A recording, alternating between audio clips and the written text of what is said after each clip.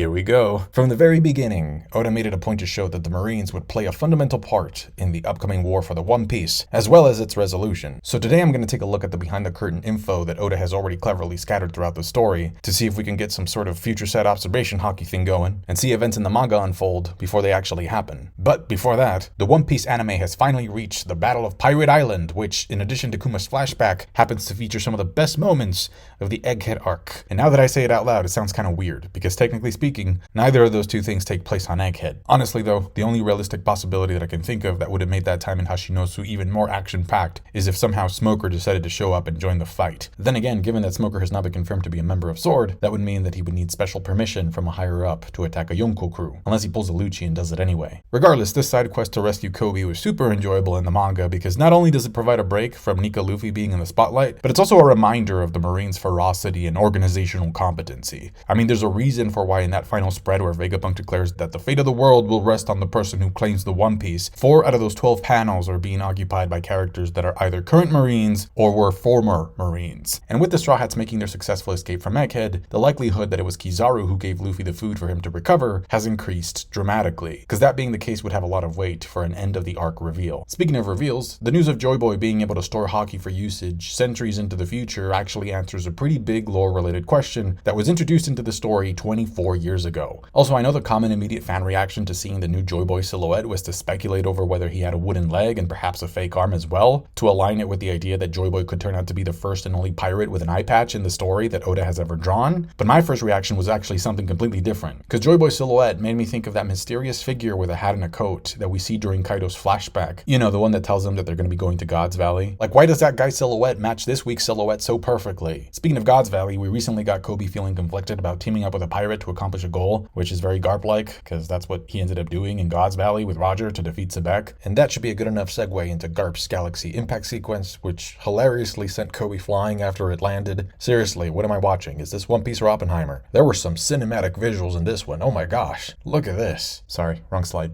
The power of Supreme King's Haki. If this is what Garp was capable of doing now, imagine him during his prime, where he would train by destroying mountains. But even to this day, there's actually people out there that actually think that the top tier Marines were not holding back during Marineford. Of course they were holding back. Prior to unleashing the nuke on Pirate Island, the anime clearly shows 2-year post-Marineford Garp opening up a portal to space. A link between our world and theirs. That is 1000% accurate canon material to keep in storage for future power scaling discussions. On that note, we know that any future development involving the Marines will no doubt involve SWORD in some way, shape, or form, and even though we don't have a precise time for when SWORD was originally formed, I tend to trace Oda's foundation for it back to Drake's comment after Marineford, where he says that the Marines will have to change after the war. Because after that, not only do we learn that Garp has essentially resigned, but Sengoku presents his resignation to Kong as well, and he nominates Kuzan for the position of Fleet Admiral. Speaking of Aokiji, I find it incredibly suspicious that he's actually the one that explains to Blackbeard how SWORD works to prevent Kobe from being used as a bargaining chip, and this suspicion is further supported by him telling Smoker and Punk Hazard that there are things that he can be free to accomplish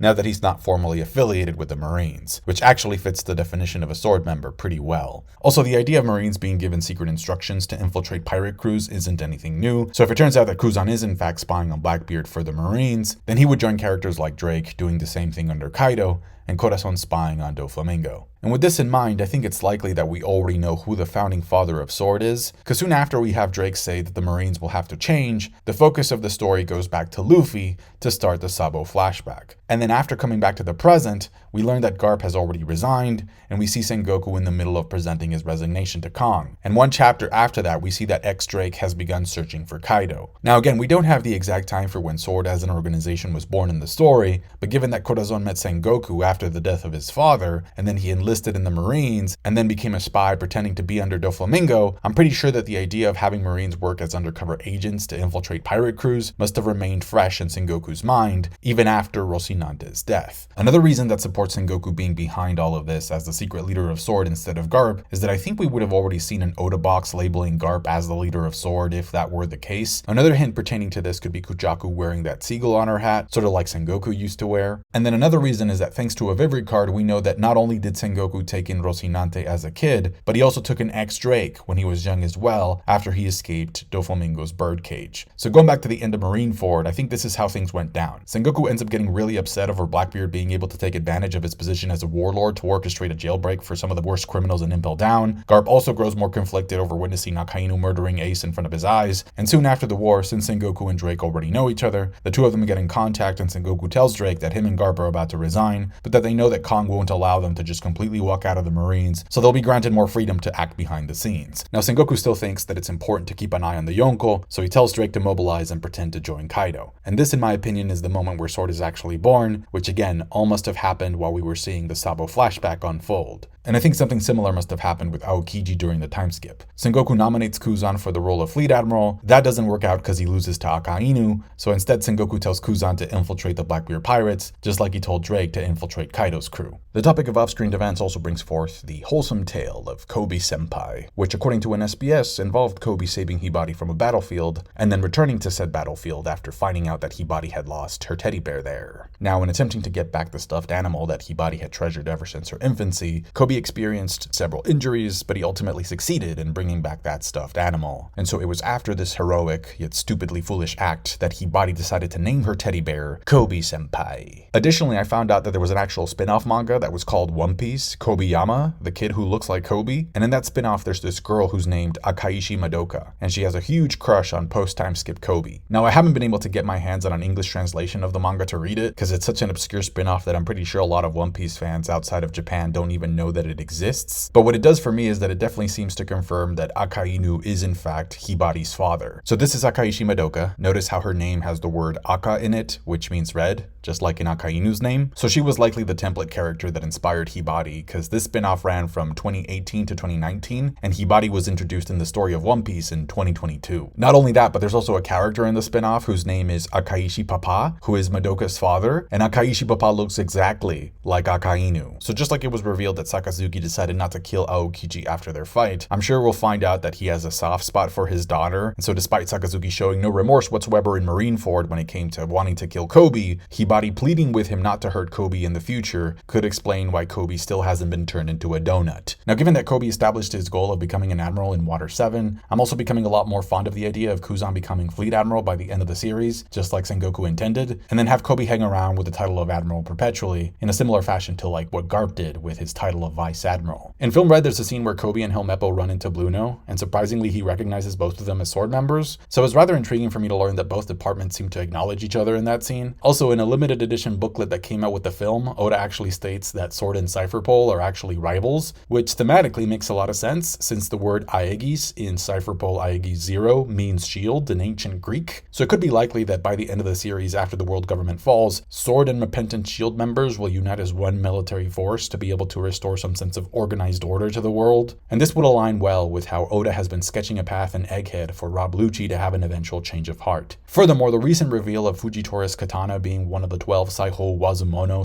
/ Supreme Grade swords definitely made me reflect on how out of all the admirals, with the exception of probably Kuzan, Fujitora fits the description of a sword member the most. And going back to my point about Sengoku being Sword's founder, there's a moment after the Marineford War where Sengoku tells Brand New to get some bounty posters out as soon as possible for the criminals that escaped Impel Down, but Brand New replies that he can't do that because the world government wants to lie and cover the entire thing up, which is very similar to what was about to happen at the end of Dressrosa, where the government also wanted to cover up the news about Luffy defeating Doflamingo. So the fact that Fujitora and Sengoku appear to have a huge problem with the government hiding the truth from the public in each of those scenes, at this stage in the game I just can't believe that either of those reactions are being depicted in the same way by Oda out of mere coincidence.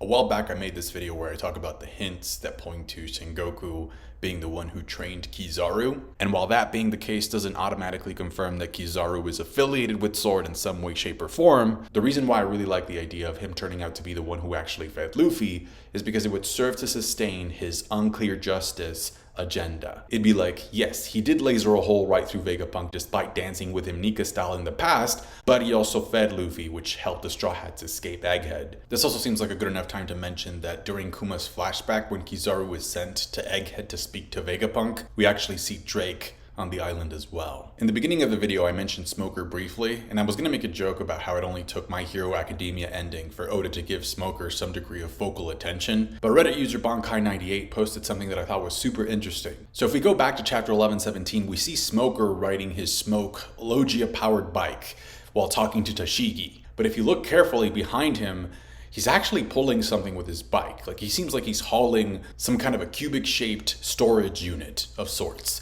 And so the speculation here is that it's actually a block of ice, and that within that block of ice is a wounded Garp that was given to Smoker by Kuzan after the fight of Hashinosu. What also fits very well is that in that scene, Smoker actually asks Tashigi where she is, and she answers that she's in the general hospital, along with some of the other sword members. So if she's at the hospital and that's where Smoker is going, it's like, wow. What a perfect location to bring a wounded Garp to. And going back to something else that I previously alluded to in the beginning of the video, where I mentioned that mysterious silhouette that comes in during the Kaido flashback, I know a lot of people have a problem with a notorious time-traveling theory potentially coming true in this story. I know a lot of people don't like it, so I won't push it, but I just want to read you the official translation for Joy Boy's dialogue for when he's talking to Emmett about the plan. He says, "That's right. I'll save you all the way from the past, just like I always do." Bonnie is becoming a lot more important in the story. We know that she has the Toshi Toshi no Mi, and we've kind of gradually learned to find out that her powers are more about time manipulation and less about age manipulation. So the fact that Joy Boy tells this robot, "I will save you all the way from the past."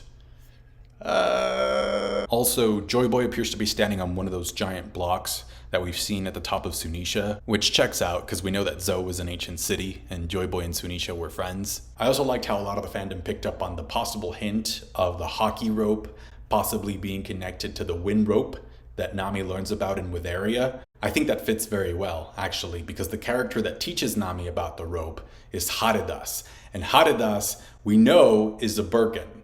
He came from Burka. So when I think about Burka, I obviously think about the Vikings, right? Elbaf. But I also think about characters like Enel, Haridas, and Uruj, which is kind of where I see the story going as well. So if it does turn out that Joy Boy's Haki rope has some degree of connection with sky-related technology, then that fits perfectly. And with the revelation that one can store Haki long-term within an inanimate object, my brain immediately started thinking like, wait, instead of storing Haki to attack somebody in the future, could it be possible to also store powerful Haki to cure somebody from a disease? Because Hiruluk tells Chopper that it was the powerful emotion that he experienced while witnessing the cherry blossom trees that caused a physical change in his body, which cured him. And so if we look at the theological idea that sickness in the world exists because it's caused by evil, I think it's interesting that we actually see the Gorosei being pushed out of their demon forms because of Joy Boy's Haki as well. Additionally, in Wano, because of the whole concept of Rio, we have a ton of cherry blossom flowing Sakura symbolism that gets used to represent Haki. And in the anime, Hiruluk describes pirates to Chopper as Haki users. Granted, Haki wasn't really a well-established concept back then, but he hints at it by telling Chopper that pirates have large trained bodies, referencing armament Haki, that they have eyes like an eagle, referencing observation Haki, and that their voices are like thunder splitting the sky, referencing Supreme King's Haki. Plus, in the same chapter where Hiruluk talks about the cherry blossoms, which is 142, he also gives Chopper the hat with the X mark, which we know is technically the medical cross, but it's tilted to the side. And surprisingly, we also see Emmett having the exact same symbol on both of his arms during his flashback as well. And so, given that chapter 142 came out in July of 2000, it means that Oda had the idea of Haki storage units about 24 years ago. And that is going to do it for me today, guys. Thank you so much for watching. I wish you all the best in this upcoming week. Take care. Thank you for all of your support. I'll catch you guys later. Bye.